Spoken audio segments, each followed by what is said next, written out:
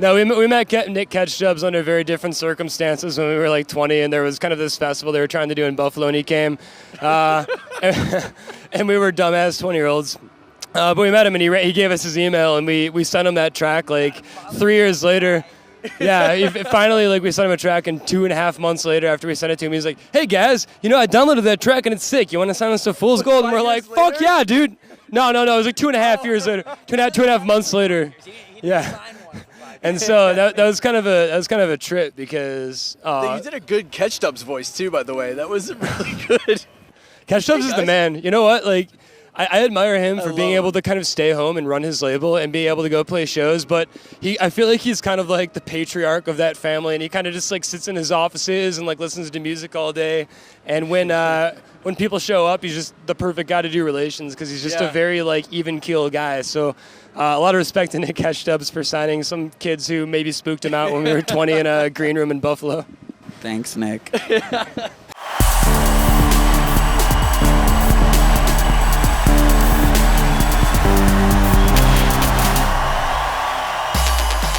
What's happening, guys? Chilling, dude. Having a good time so far. Just got here a couple hours ago and just trying to get acclimated to the whole mountain thing. Yeah, well, you basically like rolled in and had to like set up camp, right? Yeah, we've been going to Bisco since we were like kids. It's like the festival we grew up going to. So instead of just kind of playing and dipping, we decided to actually like kind of do the festival and have a good time. As an old man, I'm gonna say like I'm kind of like into it.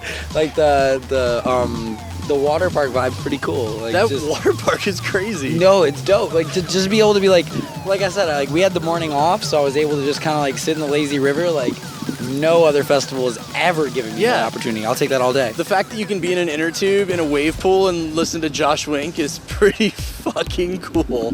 So you guys are from Buffalo. Yep. And we were talking earlier about like getting your influence, a lot of your influence coming from going to Toronto when you were younger and checking out the scene there. For sure. So Buffalo's leaves a little bit to be desired as far as nightlife. Definitely not. Buffalo's just kind of halfway between Toronto and Detroit.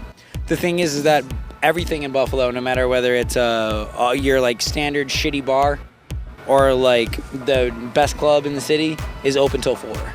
If you have somewhere that can host a good dance music night, if you want a late night experience, you got it. The thing is you just have to hunt for it a little more, I guess would be the word. So I guess you're right in like the leave to be desired. Like you got to really dig for it. Really, Toronto kind of gave us the understanding for music, and Buffalo kind of gave us our heart because it teaches you to really work for it. You don't have the connections. We would go to Toronto, and we know a lot of people in Toronto now, a lot of great people, but one thing, if you're in somewhere like New York or LA, it gives you the availability to be able to network yourself into a position, which is great because a lot of this is networking and a lot of it's collaborative, and you need to be able to be collaborative and work with other people within music in a similar way that you would if you were trying to build any sort of business. So we didn't really have that. So I know earlier we were talking about social media. One of the easiest ways for us to, in this age, to be able to come up as DJs or do what we've done with music has been reaching out to people on Twitter or email, which is, I guess, the oldest social network, Facebook, whatever. It allows you to reach out to people who are in places like LA, Chicago, Toronto, New York, wherever. And we've been able to kind of network our way into it while still being able to be a part of our local scene. I'm just happy to have been a part of it. What other relationships have you guys been able to establish? Me and Brian have written like an EP, so like 4 or 5 tracks. Didn't know what to do with it. It had been like straight out of coming out of making drum and bass and switching back to house, which is what we started doing. Didn't know what to do with it. Some random person messaged me on SoundCloud and was like, I'm friends with Claude Von Stroke. I'm friends with Worthy. Like, here are their email addresses. And I was just like, okay, dude. Like, maybe. Yo, I just misuse. I just want to know house music. Yo, I still want to throw out a disclaimer. I still don't know if that dude actually knows them. So if he doesn't know you guys, my bad. I've never had the conversation. Regardless. Somebody's out there giving away your email. That's what I'm saying. Like he handed us Worthy's email, and on a whim, I sent Worthy like 4 tracks, signed them. That's awesome. Thank you. Fuck enough about us to do this. So. We love you guys. I'll just say for anybody in New York watching this, I know you guys are New York based. We were just there a couple of days ago, like 2 weeks ago, to play at Output. It was amazing. And that set is actually going to be posted up, so we'll be posting that up soon. Had a great time. I do have to say, in Buffalo, the pizza is better than New York City. Oh, no, I got to put that in there.